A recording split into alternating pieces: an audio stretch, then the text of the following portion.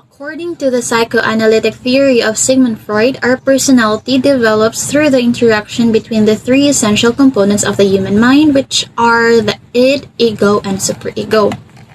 The id is the most primitive of the three structures.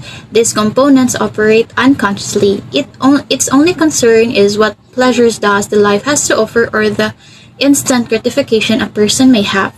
So for example, if a student is hungry during the class, she will most likely eat her snacks while the class is still ongoing without the permission of her teacher. Next is the superego. The superego concerns with social rules and morals or the conscience. Moreover, this develops during childhood, when the child learns what is considered good or bad in their culture. For example, if a student feels hungry but the teacher is still discussing, she will most likely not take her snacks since she knows that it is rude to take her snacks while the teacher is still having discussion. However, if the id is superior to superego of the student, she will most likely take her snacks without permission but feels guilty afterwards. The ego is the rational, pragmatic part of our personality, or it is less instinctual than the id, and it is split between conscious and unconscious states. It's what Freud referred to as the self, and its role is to balance the id and the superego's demand in the actual world.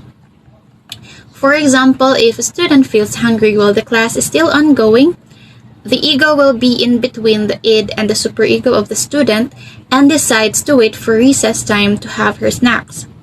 This would probably frustrate the id of the student, so the ego needs to compromise by asking the teacher a permission to have her snacks. And this will also save her from embarrassment from her classmates. So in conclusion, the three components of psychoanalytic theory are in constant disagreement since childhood, and the disagreement shape the adult's personality and behavior. Meaning, if the person has a strong ego, he will most likely have a healthy personality since the ego balances the id and the superego. If the person's id has a superiority among the three, or the superego has a superiority among the three, the person will most likely have an unhealthy behavior resulting to anxiety and depression. Okay, so Sigmund Freud divided human consciousness into three levels of awareness: the unconscious mind, pre-conscious mind, and the conscious mind.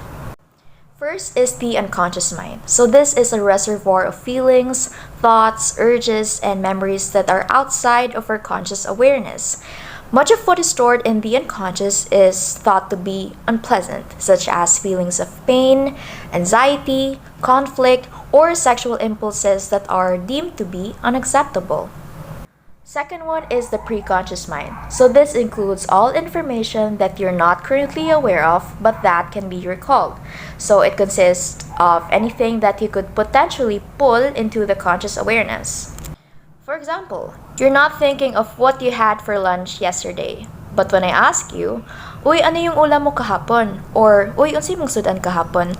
And then, you can easily recall that information that you had adobo or chicken, whatever, any sudan that you had for lunch yesterday. So that's it. Third is the conscious mind, which is your current state of awareness. So this contains all of the thoughts, memories, feelings, and wishes of which we are aware at any given moment. So this is the aspect of our mental processing that we can think and talk about rationally. This also includes our memory, which is always not part of our consciousness, but can be retrieved easily and brought into awareness. This also includes things that we know about ourselves and what we see in our surroundings. That's it. For example, right now, what you're probably doing is you're watching this YouTube video, laying down in your bed, sitting in a chair, probably eating something or having a cup of coffee. So yeah, those are the three levels of awareness according to Sigmund Freud. Defense mechanism. Freud said that feelings of anxiety affect the ego's incapability to mediate the war between the ID and superego. When this occurs, Freud understood that the ego seeks to re-establish balance through numerous protective events known as defense mechanism. When definite events, feelings, or desires cause an individual concern, the individual wishes to decrease the anxiety. To do that, the individual's lifeless mind practices ego defense mechanism and conscious defensive behaviors that wish to reduce anxiety. The ego, typically conscious, helps unconscious strivings to guard the ego from being overcome by the anxiety. When we practice defense mechanisms, we are uninformed that we are using them. Further, they function in various ways that alter reality. Freud said that we all use ego defense mechanism. So according to Freud, there are different kinds of defense mechanism. First is denial. Denial is refusing to accept the reality or real events because they are unpleasant. Second is displacement. Transferring inappropriate urges or behaviors onto a more acceptable or less threatening target. Next is projection. This is attributing unacceptable desires to others. And then next is rationalization. It is justifying behaviors by substituting acceptable reasons for less acceptable real reasons. And then next is reaction formation. It is reducing anxiety by adopting beliefs contrary to your own beliefs. Next is regression. It is returning to coping strategies for less mature stages of development. Next is repression. It is suppressing painful memories and thoughts. And lastly is sublimation, and it is redirecting unacceptable desires through socially acceptable channels. Now, I will take you to the application of Sigmund Freud's psychoanalytic theory in psychiatric nursing. The following are the applications of Freud's theory in psychiatric nursing. First is the psychoanalysis, and then transference and countertransference, and lastly, the ego defense mechanism. Let us go first to psychoanalysis. There are techniques that are used in psychoanalysis. That includes Rorschach inkblot, Freudian sleep, free association, and dream analysis. First, the Rorschach inkblot doesn't mean anything at all. It is ambiguous and unclear. It is what you read into it that is important. Different people will see different things depending on what unconscious connections they make. The inkblot is known as a projective test, as the patient projects information from their unconscious mind to interpret the inkblot. Second is the Freudian slip.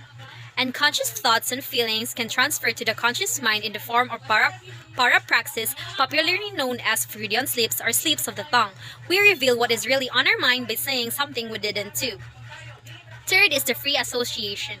Free association is a practice in psychoanalytic therapy in which a patient talks of whatever comes into their mind.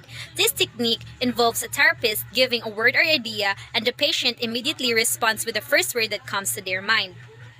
Lastly is dream analysis, a primary technique used in psychoanalysis that involves discussing a client's dreams to discover their true meaning and significance. According to Freud, the analysis of dreams is the royal road to the unconscious. He argued that the conscious mind is like sensor, but it is less vigilant when we are asleep. As a result, repressed ideas come to the surface, though what we remember may well have been altered during the dream process. We'll be showing you an animation on how psychoanalysis is applied in psychiatric nursing. Psychoanalysis is a type of treatment based on the theory that our present is shaped by our past. It is applied in psychiatry as a treatment for mental disorders by allowing people to experience catharsis and gain insight into their current state of mind by bringing the content of the unconscious into conscious awareness. Through this process, a person can find relief from psychological distress. The patient is encouraged to talk freely about their personal experiences. Client came into the hospital saying she has difficulty in having lasting relationship. Hi, my name is Anna. So ma'am, unsa man nga ngalan ang imong ganahan nga akong itawag nimo? You can call me Mandy lang po. Okay ra ba nga pangutan-on ti ka kung unsay mga problema nimo? You can talk to me about anything. Rest assured nga walay laing makabalo aning atong gistoryaan ug magpabilin ra atong gistoryaan aning kwartuha. kay nurse. Lagi ko'y salig sa mga laki. Munang, kung makauyab ko, short term niya sila. Niya sila pa jud ang mubulag na ako. Kaya para na ako manggod, ang tanang lalaki parehas. Akong ginaabrihan nilang Facebook, email, o messages sa cellphone, bisan history sa calls. Kay kabalo ko, anytime, pwede sila mo cheat na ako. Kay kabalo ko na kulang ko, napay mas gwapa na ako, mas bright, ug butan. Mahadlok yun ko, biyaan o pasakitan. Kay gada ko manggod ko nga. Stressful kayo ang relasyon sa akong mga ginikanan. Nangabit akong papa. Bisagat giyatag na tanan ni mama sa iya.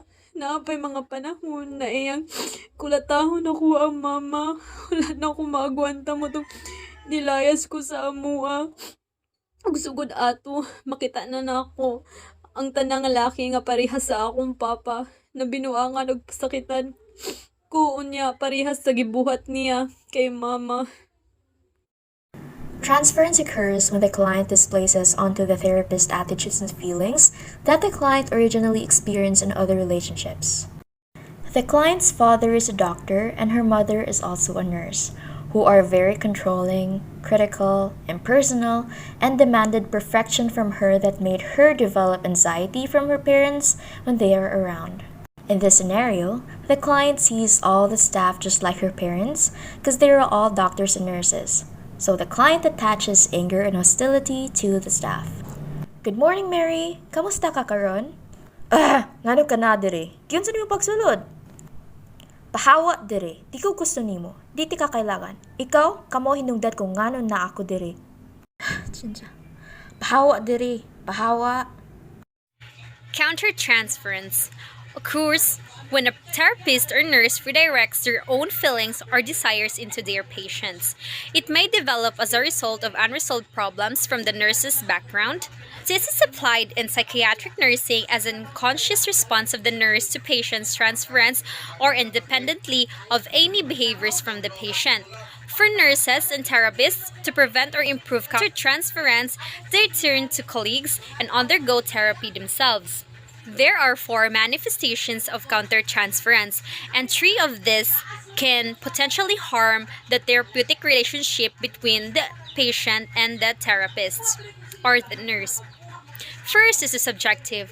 The therapist's own unresolved issues are the cause. So second is the objective. The therapist's reaction to their client's maladaptive behavior is the cause. This can benefit the therapeutic process since if this happened, there is a possibility that the therapist could understand why is his or her patient like that. Third is the positive. The therapist is over-supportive, trying too hard to befriend their client and disclosing too much. Being overly unopen to your patient is not good. So this can also damage the therapeutic relationship. And fourth is the negative. The therapist acts out against uncomfortable feelings in a negative way, including being overly critical and punishing or rejecting to the client. Now we will be showing you an animation on how countertransference is applied in psychiatric nursing. Countertransference. In this scenario, the client is making a loud scream because he's angry, and now he's making a mess. The nurse unconsciously sees her client as her son, who also yells and says hurtful words to her. Arrgh! What is happening here? Why are you creating a scene? Do you want attention? That is why you destroy the things inside your room? Huh? What? What do you want? Tell me. Talk to me. You don't want to talk? Fine. Then don't talk. Just keep on smashing things. Or, do you want me to smash all the things here? Lastly is the defense mechanism. So I will just give you its meaning and why is it applied in psychiatric nursing. Defense mechanism are the methods of attempting to protect the self and cope with basic tribes or emotionally painful thoughts, feelings, or events. In most cases, these psychological responses are not under a person's conscious control. This is applied in psychiatric nursing as a person or patient's way to separate themselves from unpleasant events, actions, or thoughts. These psychological strategies may help people put distance between themselves and the threats or unwanted feelings such as guilt or shame.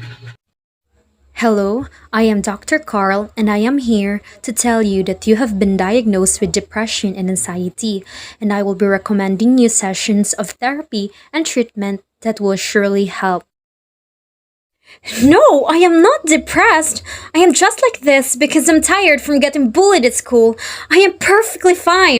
I don't even have any suicidal thoughts. Maybe you guys are the ones who's depressed, taking care of people who are actually depressed. And maybe that's why even if I'm only sad, I'm already depressed in your eyes. I'm not depressed, okay?